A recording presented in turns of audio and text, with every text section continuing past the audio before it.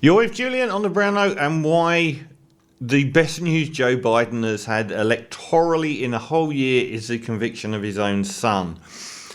I've done many pieces about how badly Joe Biden is squandering political capital with the electorate in the most dangerous year in American political history, perhaps, certainly in the last 100 years, where a second term of Donald Trump raises the very real and not hyperbolic spectre of a fascist dictatorship, which isn't remotely hyperbolic. I mean, if you look online at the various plans Trump and the Republican Party have posted online over the next couple of years for their plans when they get in office, this totalitarian regime, pretty much weaponizing every aspect of American judiciary to pursue their enemies. And they couldn't have made it any clearer. And how angry I've been at the Democrats for not offering somebody better than Joe Biden to fight this.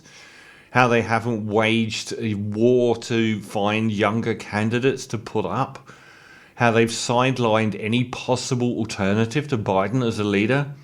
But mainly, the last piece I did was about how Biden's wedding to a 20-year-old outdated view of America as a world's policeman when it comes to what the public is very well aware is very hypocritical foreign policy and warmongering. And how the wars in Ukraine, and particularly now the war in Gaza, have destroyed a lot of his political capital. And the last piece I did was it splinters the Democrat vote much more than the Republican vote. And the last time there were student camps protesting a war or America's support for a war was 1968. And they elected Richard Nixon. So it's all very dangerous. But he has had one great piece of news recently, and that is the conviction of Hunter Biden for gun charges. Now, the Republican Party pursued Hunter Biden over multi-billion-dollar corruption with Ukraine and China and God knows what else, and found nothing. It was absolutely a goat burger. But what's happened now is Trump has, like, the optics couldn't be better for Biden. Trump has just had his conviction, his latest conviction. Like, how many back-to-back convictions has he got? He's got the $500 million fraud one. He's got the woman that sued him for slander because he said he didn't rape her.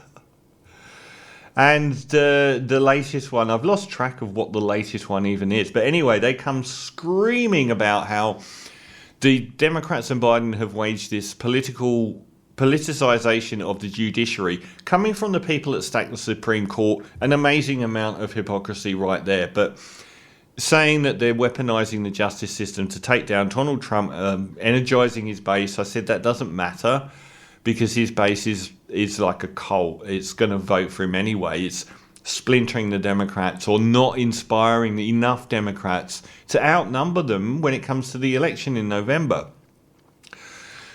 And Trump's been attacking the judges, the jurors, every single person involved in the trials, and the Republicans have been going on and on about how these are politically motivated trials. Well, that's been kind of undercut, hasn't it?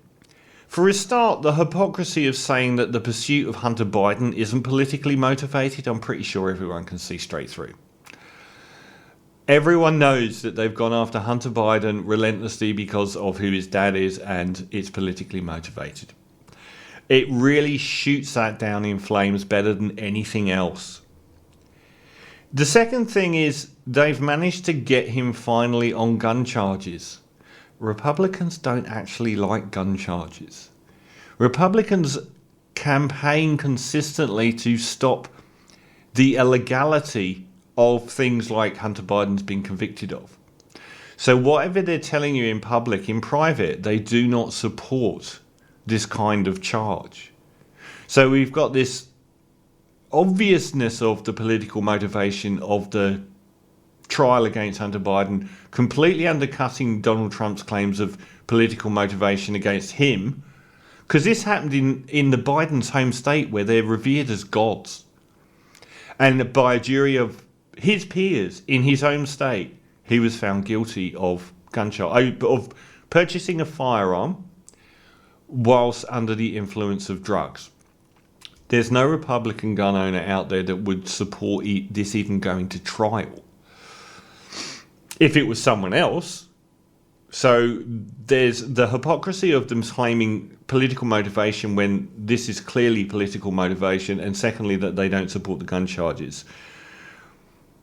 And the best bit of all, and the most telling thing I think when it comes to the voting booth, is going to be Biden's reaction and response. All the way through every single trial that Trump has had, he has attacked the judiciary, he has attacked the judges, he has attacked everyone involved. Biden has said no matter what happens, he will stand by the verdict. The optics of that are superb for Joe Biden.